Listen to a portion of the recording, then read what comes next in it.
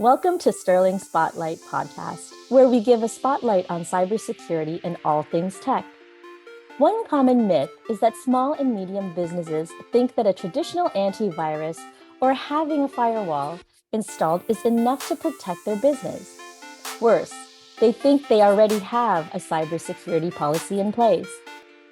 In today's premiere episode of Sterling Spotlight, we will spotlight what exactly is cybersecurity and why your business needs one, more so for small and medium-sized enterprises. I'm your host, Peaches Matarang Cesario, Chief Strategist at Sterling Information Technologies. And today, our guest is Neil Cesario, Chief Information Security Officer of Sterling Information Technologies. Neil is responsible for spearheading Sterling's information security vision, strategy, and execution, and Sterling's customer security posture. He has over 28 years of experience working with C-suite executives of the most respected companies in the world, providing expert advice and technology leadership service. Neil, welcome to the show. How are you doing today? Not bad, thanks. Thanks for having me. You know, Neil, and thanks for being here. I know you're a very busy guy, but I find it interesting because we talk a lot of SMEs, and during our discovery calls, I realized that most of them think they already have a cybersecurity policy in place by installing a firewall and a traditional antivirus. So they think they know what cybersecurity is. But in this episode, can you tell us what exactly is cybersecurity and why do businesses need to be more proactive? Good question. Unbelievably, the theft of digital information has far surpassed that of physical burglaries. So even though the internet offers so many tools to help small businesses, it can also be a landmine. Whether your business is cloud computing or you only use email and a website, you're vulnerable to hundreds of threats, mutating and growing every day. The truth is, cybercrime in cybersecurity world is a full-time job for criminals, and they're always looking for new ways to crack codes and find vulnerabilities. Yes, even with small businesses, sometimes more so because they assume small businesses aren't as equipped to fight the attack. Um, So it's established that small businesses do need cybersecurity and as quickly as possible.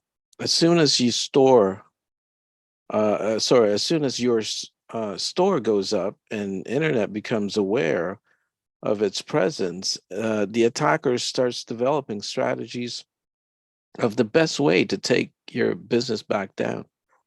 So yeah, very important, and it is a big deal for small businesses. Okay, that's really interesting. Now, one of the things that I hear you talk a lot about is that cybersecurity is a practice. And when I was introduced to cybersecurity, several years back, you always said to me, look at it like the way you take care of yourself, your body. You eat healthy, you try to work out, and you go to your doctor, your dentist, all of these things you do for preventative medicine. And that's pretty much how, you need to look at cybersecurity. It's a practice of staying healthy for the business online. Can you elaborate more on that? Absolutely. Cybersecurity is the practice of protecting critical systems and sensitive information from digital attacks. It's also known as information technology security, IT security.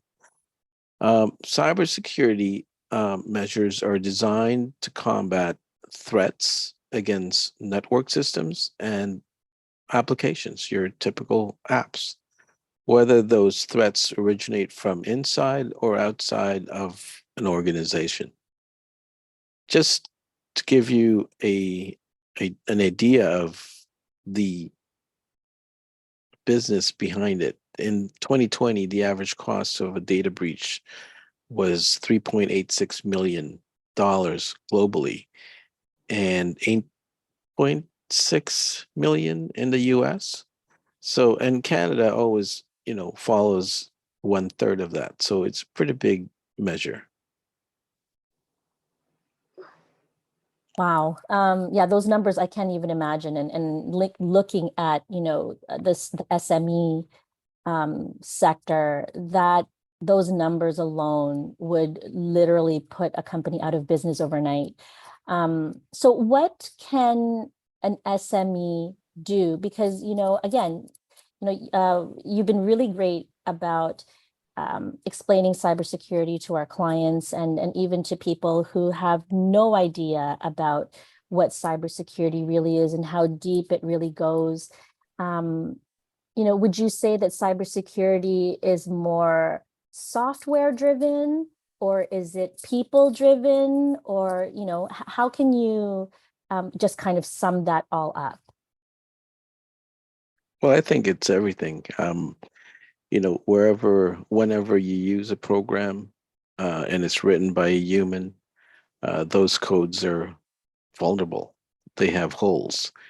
Many programmers design and develop programs logically, not securely. So they often design it with their coding hat on, but never with a security hat on, and that's really the one of the problems because if a human can design it, a robot can re-engineer it and break it down. So you know all of that all of that network of you know hardware and firewall and software put together, they're all targets. And so absolutely it's a necessary uh, measurement or measure for small to mid-sized enterprises to have some sort of security um, policy or create their own security measures. Okay. And so it sounds like it is software, excuse me, it is software. However, people have a large part that they play.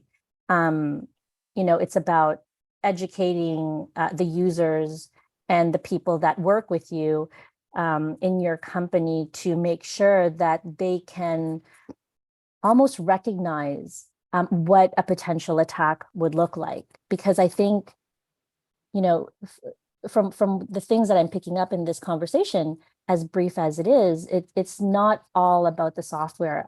People have a lot to do with the success of a cybersecurity policy as well. Is that right? To the success, absolutely. I mean, as they say, 85% of breaches occur because of human error.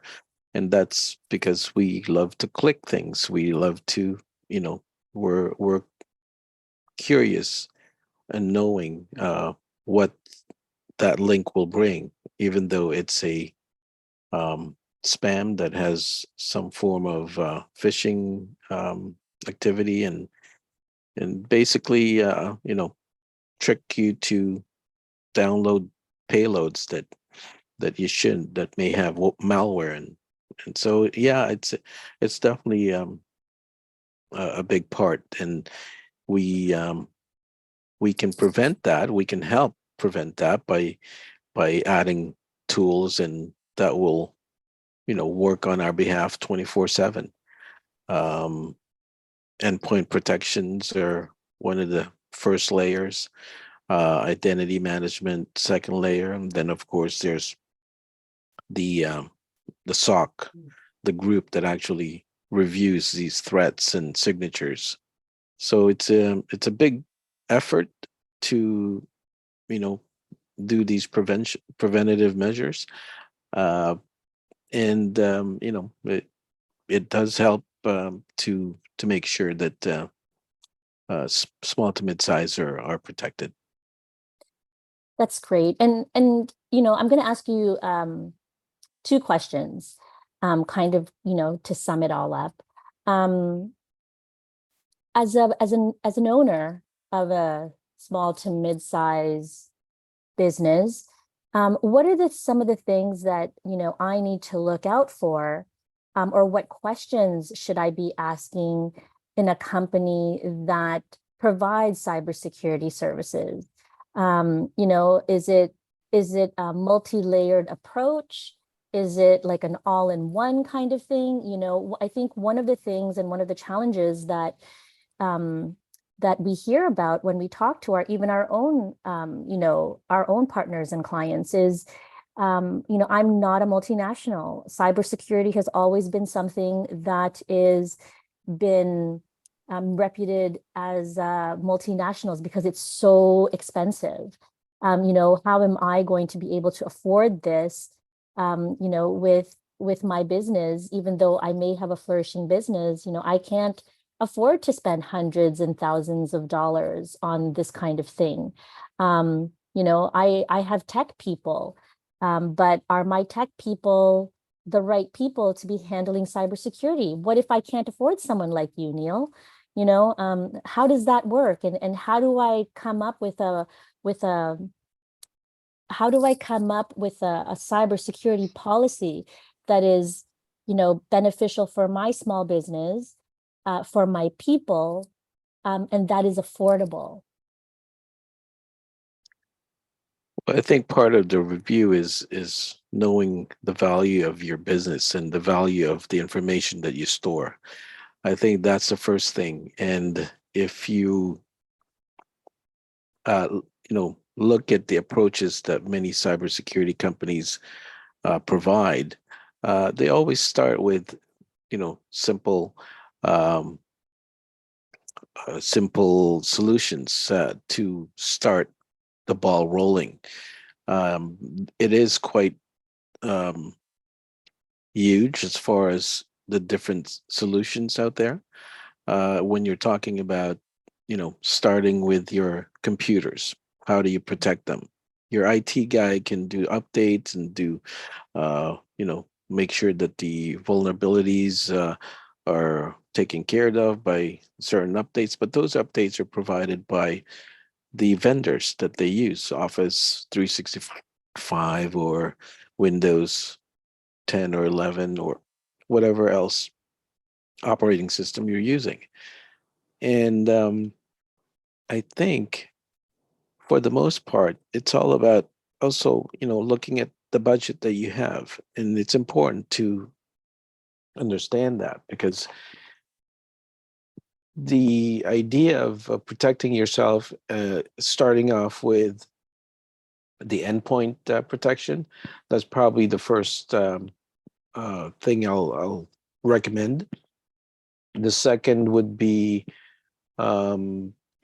maybe changing the way they log into a system, a network, and adding a certain protection, perhaps multi-factor authentication. And depending on the size of the business, if it can afford to do actual endpoint scans, vulnerability scans, that's something that is definitely highly recommended because it becomes a third layer of protection. The endpoint protection is monitoring, scanning, making sure that there's no new items being introduced into the computer. Uh, Multi-factor authentication is now, allowing the people to properly log in without any kind of security, um, uh, you know, potential security issues. But the vulnerability risk assessments would come in very handy because what if the endpoint protection doesn't or allows one payload to come in and sometimes payloads or malicious softwares that are injected into someone's computer are inside for a long period of time, and most of the time, that's what hackers do. They inject a software and let it sit until it figures out what it needs, and it figures out if there's any you know important stuff that they can take and perhaps even provide ransom, encrypt all your data. So it's a multi-layer approach, definitely. There's a lot more from that third layer. There's fourth, fifth, sixth layers that you can use. And that's, it can get very expensive. And that's probably the reason why SMEs are not able to afford it.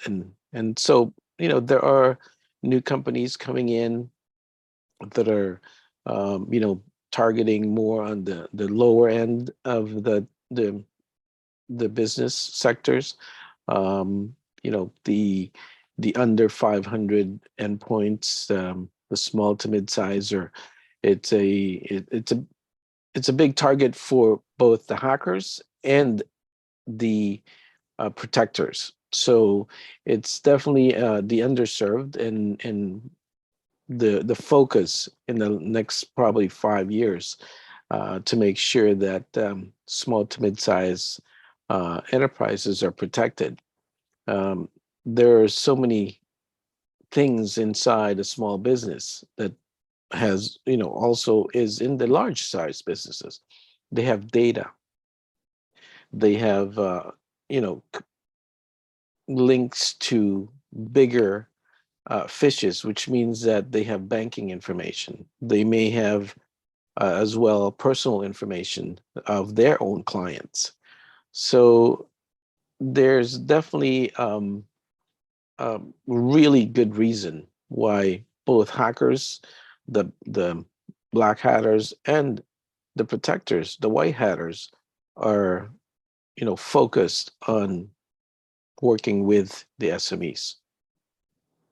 Wow. Yeah, no, it's true. And I think, we see a lot of that. So, I think that this was so much great information. And for our inaugural episode, I think that, it really gives those that, our audience out there, whether you're a seasoned cybersecurity expert or you're on the other, spectrum of it, where you're just trying to figure out what the whole cybersecurity thing is all about, and do you as an owner of a small to medium sized business really need this stuff? So, you talked about a lot of great things, Neil, and I just want to highlight some of the points that you talked about. And this goes, for our audience out there that is still trying to figure out if cybersecurity is for them or not. And when the first thing that you said is cybersecurity is a full-time job for cyber criminals. I had never thought about it that way until you had explained it to me several years ago, and even more so now. I really understand that, and to the core, that is really, really, really true. The second one is cybersecurity is a practice. Similar to how we take care of ourselves and our own bodies to be healthy, we need to constantly practice having a healthy cybersecurity policy and a healthy cybersecurity, um, you know, um, I don't know, being out there in the metaverse, so to speak. And cybersecurity is about being preventative, just like for all of us, we do all of these preventative things to make sure that our bodies remain healthy. Cybersecurity is preventative. It shouldn't be something that we think of after a breach has happened, because these days I think, and you know, you always say this to our clients, cybersecurity, it's a practice, and it's not, if you're going to get hacked, it's when these days. And finally, where and how to start. Having endpoint protection is essential.